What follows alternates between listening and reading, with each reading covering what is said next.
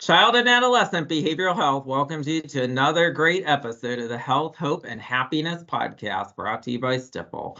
On today's segment of Ask Dr. Steve Grape joins us. He's the owner of Mindurance. It's an organization for one-on-one mental health coaching to help our coaches and athletes manage their stress and enhance their performance. Today, we are briefly going to talk, and when I say briefly talk, it's going to be pretty brief, about substance use and how that can affect an athlete's mental health. And as we discuss this topic, Steve, when I was in high school, which was many moons ago, chewing tobacco and maybe experimenting with a beer or two, some sort of alcohol seemed to be the choice of substance for kids back then. Today, I believe, alcohol's still in the equation, but there's vaping pens, there's many other substances you can get into those vaping pens with the different juices. For our college athletes, marijuana is now legal in Ohio if you're above the age of 21. So a lot kind of going on to briefly talk about this topic. But we're going to start off when you played a little bit later after I graduated high school. Were there any real issues in high school or college that you saw with substance use? Yeah, well, hey, good to see everybody. Good to be back again, and happy to be here. For sure. I mean, I think you saw the range, like the bell curve, where you had some guys that were just very clean, didn't touch anything, and that's their lifestyle. And then you had some individuals that really kind of partied hard, and it wasn't even an influence of whether somebody was like playing a lot or not. Some individuals were just really enjoyed kind of going out and having a good time. And then you had individuals that were kind of in the middle there too, that would dabble here and there, but it never became kind of a problem for them. And substances, yeah, I mean, that's such a wide ranging term too. I mean, you had individuals that ranged from smoking cigarettes, smoking pot, the chewing tobacco back then, alcohol, but then also, steroids, supplements were starting to become a little more popular too. I know in high school we had a little stint with like it was called hydroxycut, which was a stimulant and like a caffeine thing. And I remember our coach getting really upset with us once he found out about it, because so many cardiovascular dangers when you're taking a stimulant and then going out and performing. So substance has no doubt been around for a while. You referenced your own experience, but then you think about the movie The Program, and even maybe some specials that we hear about former athletes from like the 70s and 80s and 90s. So substance has always kind of been there. I think the nature and the types of substances may change over the years, but certainly it's very much a prevalent still in today's athletic reality. So, what are some signs a coach or parent may look for if they believe their athlete is using a substance?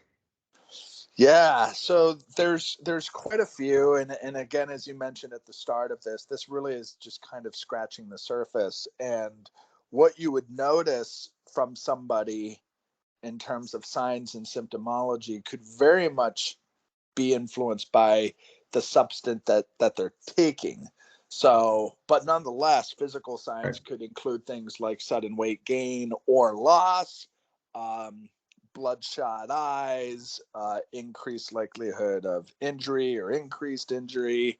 Some behavioral changes could be things like mood swings, changes in social circles, increased kind of changes in personality, maybe more avoidant, maybe more talkative, maybe more secretive, more fatigue. And then certainly you could notice things on the field of play too: decreased performance, lack of focus, increased absences. So again, that is just the tip of the iceberg, because somebody who's struggling with an opioid problem is going to look somebody very different than somebody who is taking steroids. So, or somebody who is, having an alcohol problem. So all of it's going to vary a lot depending on the type of substance that an individual is taking. So you just kind of touched on it briefly. How could using a substance hurt an athlete's performance, which you just mentioned, but also then affect their actual mental health? Yeah, well, it can have incredible detriments. And the thing is that some athletes may think that it's not, so you've heard individuals that will say, oh, alcohol relaxes me, or on pot I'm able to focus better, or I feel more chilled out, which allows me to perform better. And those actually aren't kind of completely true statements. When you actually look at the research and the biomental physiological impact that substances have on individuals, they might not always have the best impact for the types of performances that we want to engage in. If you're sitting down and playing guitar with just a buddy and you just want to like chill out or something, that's going to have a different impact than if you are the shooting guard of a basketball team, or you're a pitcher on a baseball team. So being very mindful of what are you actually asking your mind and your body and your physiology to do for elite high performance, and do you really think the substances that you're injecting are going to have a positive impact on that? And the likelihood is no.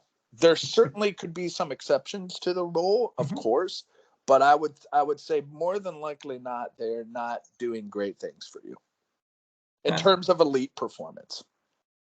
We know as we all get older, and some of our coaches are a little bit older, and they may have some health issues or take prescribed medication.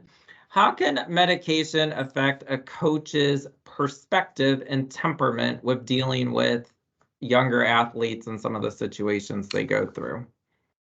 Yeah, so I'll shelf actually the medication question for a moment. You may have to ask me again, but I realized I left out kind of the mental health realities of the previous questions. And any substance, not any substance, but the large majority of substance, particularly when we're talking about psychoactive substances that are going to impact our psychology, psychoactive.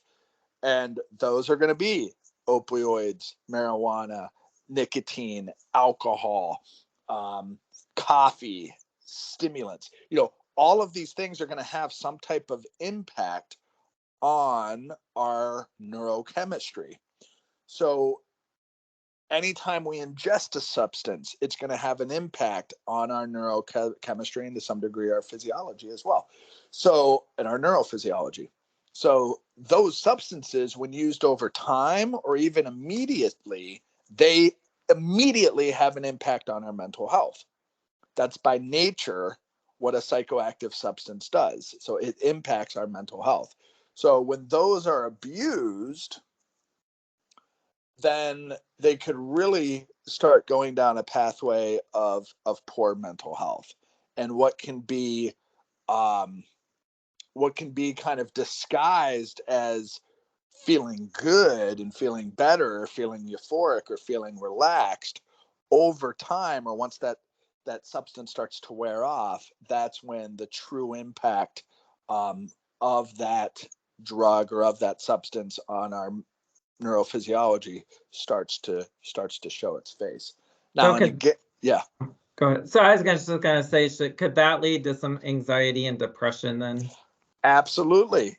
I used to be able to, just personally, I used to be able to drink as a younger kid without any issue with that. Now, if I have a glass of wine at night, I wake up at 2 a.m. with anxiety, and so it can absolutely, or if I had 2 glasses of wine in a night, the next morning I might actually wake up feeling a little depressed. When I was 20, right. 21, that wouldn't have necessarily had that impact on me. But as a 42-year-old adult, it's changed. So And that's just a very kind of specific, almost minuscule example, but it really shows the impact that substances can have on us, how that varies over the course of one's life, how it can vary by substance, and how it can vary by individual. I still have friends where that's not the case. They can still go out and indulge in different things, and they're not having the type of reaction that I would necessarily be having. So there are very much some truths about the impact that these drugs, psychoactive drugs, have on us mentally, physically, physiologically, and there's some individual differences that can be at play as well. Okay. So let's circle back to my second question, or my question then with the coaches. They may have some health issues. They're on prescribed medication, and then how can that affect their perspective and temperament when dealing with athletes? Yeah, well, in some cases it may be for the better, and in other cases it may not be for the better, depending on the medication, depending on when they started the medication. Certainly we want medications that are prescribed by um, a doctor, a mental health or a physical health professional, a healthcare professional that is able to know your medical history, that can understand the symptomology and the intention behind the decision to start a medication. But the same thing can go if you're trying to stop a medication or trying to wean off a medication. And so many medications that we think we are taking for X can also be impacting Y. And so if you stop taking X, then something could start happening with Y. And a lot of medications, certainly for psychological concerns, antidepressants, anti-anxieties, have an impact, physiologically. And then there's some things that we take seemingly for just physiological reasons. So maybe that's pain management. Maybe it's for cardiovascular reasons, nervous reasons. Those can also have an impact on our neurophysiology. So there's a tremendous interconnection between brain and body. Medications doesn't always have the ability to just target and say, this is the only thing I'm going to impact and nothing else. I'm going to reduce your anxiety, but I'm not going to have any impact on weight or appetite. It just doesn't work that way. So being very mindful about the medications that you're taking, in the byproducts and the side effects associated with those, and taking them responsibly, I think it's very much huge for the patient, for the human, to be an advocate, an intellectual advocate for themselves, and to know, to feel empowered about what they're taking and why they're taking. So believe it or not, it didn't happen when I was in high school. I don't know about you, but tailgating is now part of parents attending a baseball or football game. Obviously, it's very popular at the collegiate level. We've all seen game day and everything else. But when parents enter a high school venue having participated in a pregame activity like that with adult beverages, how does that affect maybe the parents' perspective on the game and the attitudes either toward referees, officials, and even other athletes? Yeah, well, I'm certainly, I certainly don't want to overstep or Right. overjudge on individuals' behaviors that they choose to engage in. There are people that can tailgate and they have a very good time responsibly, right? Maybe they'll have, a single drink or something. They're around friends, other community members, and it's fine. They're socializing, and it barely even impacts kind of their neurophysiology, or an hour passes by and it's not even in the system by the time the game starts. But again, I think it's important for people to just be aware of, and then as a result, be intentional about what is the purpose of the tailgate for themselves individually. What are they hoping to get out of it? What does it look like responsibly? How do they show up at the game when they've tailgated, when they haven't tailgated? I think the piece that we want to be aware of is, does the tailgate ever overshadow the game? So are you looking more forward to the tailgate than you are watching your son or daughter play? That's going to be an interesting conversation to have with oneself if that's the case. So as you gathered, I don't want to paint some blanket picture that this is wrong. I've been to plenty of tailgates in my day. That may come as no surprise. So I certainly don't want to paint a picture that this is wrong. I just think people need to be aware. They need to be intentional. They need to be responsible.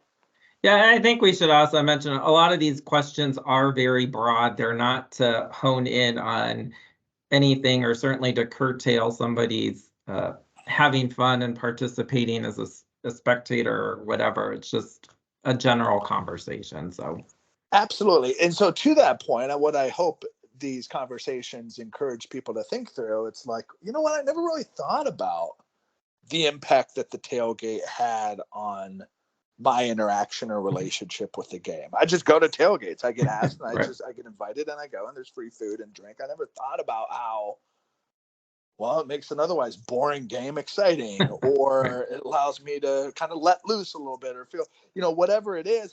What's the more important, I'm glad you bring this up, is just for people to think through,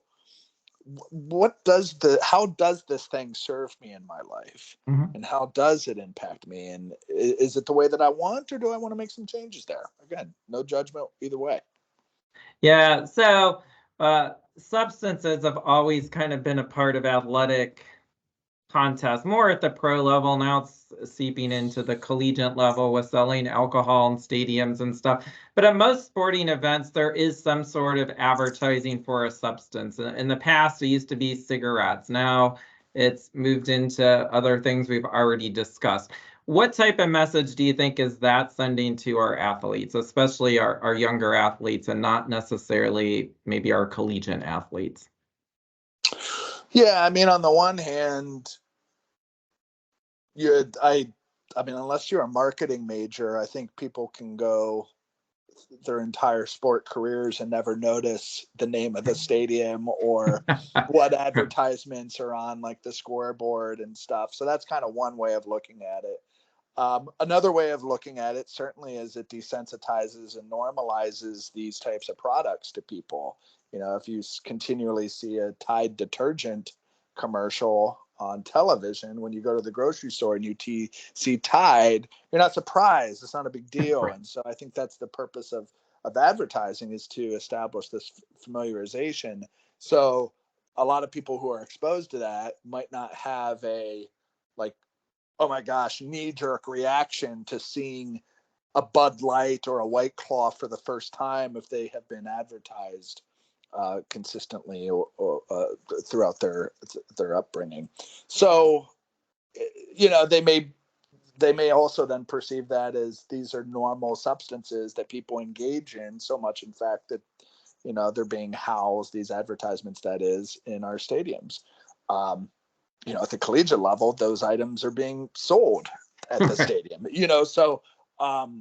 so it gets into some interesting territory. Yeah, I guess the biggest thing is I think there's a lot of people who go through their entire collegiate careers or high school careers not noticing it. But certainly the impact of any advertising is going to increase the familiarity and hopefully increase the frequency of use and purchase, which all could potentially have an impact on athletes as well. And I also want to say, there's also substances. We're talking a lot about kind of drugs and alcohol and these psychoactive related substances. But again, there is too vitamins, supplements, pre-workout, these things that are legal, that are being sold at GNC, that you can order online, that have somewhat been socialized for young athletes to take, that also have an impact on one's brain and one's body as well. So just wanted to put that out there too, in terms of what is deemed as socialized appropriate behavior, popular behavior, mainstream types of behavior. And when it's mainstream, when it's popular, people can get the false sense of security that it is safe, that it is normal. And doesn't mean that it's not, but it's just it increases the opportunity for us to be more aware of and intentional about what it is that we're putting in our bodies. And once again, trust me, I am not the perfect role model of this either. So even though I'm talking through these things, it's like, Right. I know that guy did X, Y, or Z. I'm not saying I didn't do X, Y, or Z, Right. but the important thing is now, as I've grown older, I have the opportunity to talk Right.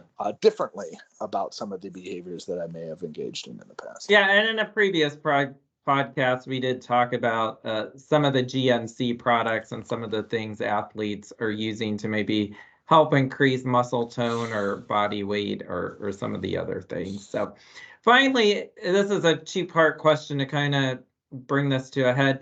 If a parent or coach believes an athlete is having trouble with substances, what is the best course of action for that adult, whether it's the coach or the parent, to take with the student? And then many high schools also impose stricter penalties for an athlete, especially if they're caught on campus. And how do you feel like those consequences? I mean, obviously it's up to each school, but how do you think those consequences then affect the athlete positively or negatively?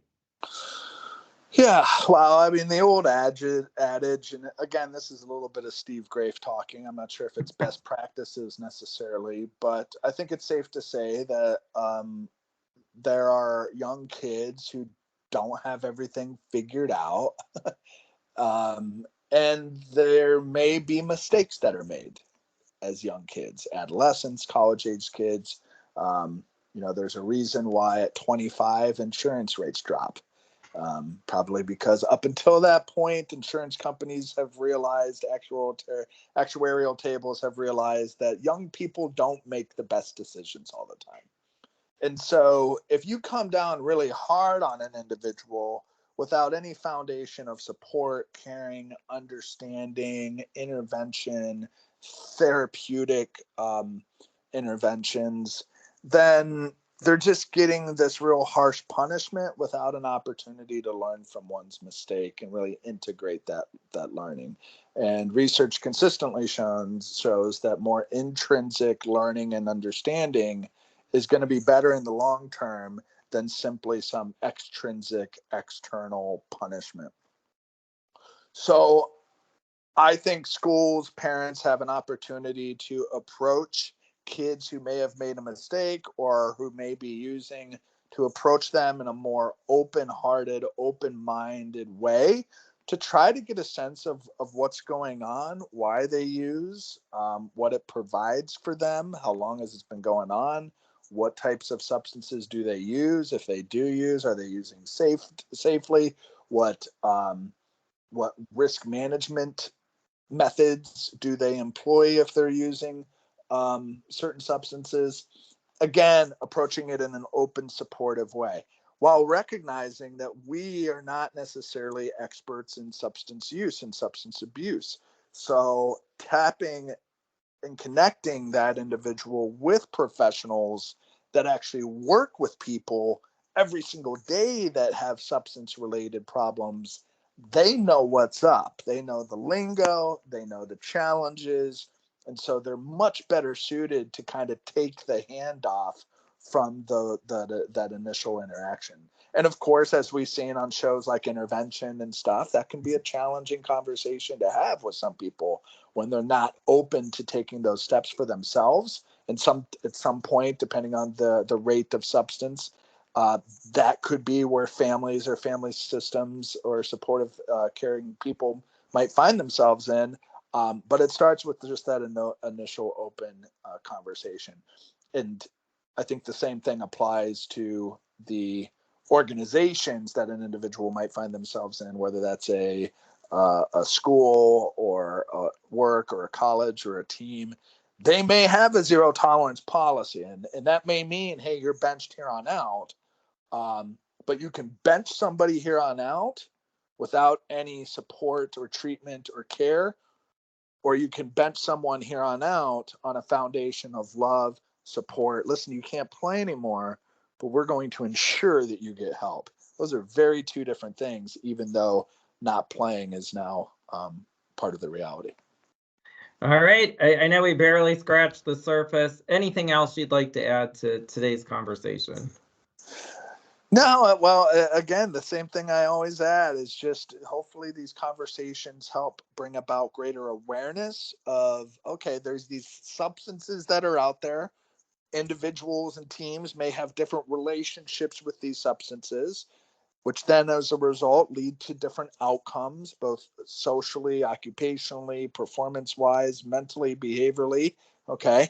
Some of those things may be good, some of those things may be not so good. And, maybe I should be intentional about how I want to show up, how I want to engage in these different types of things, both as an individual who is engaging, but then also as an individual who may be observing or part of the support system of these individuals.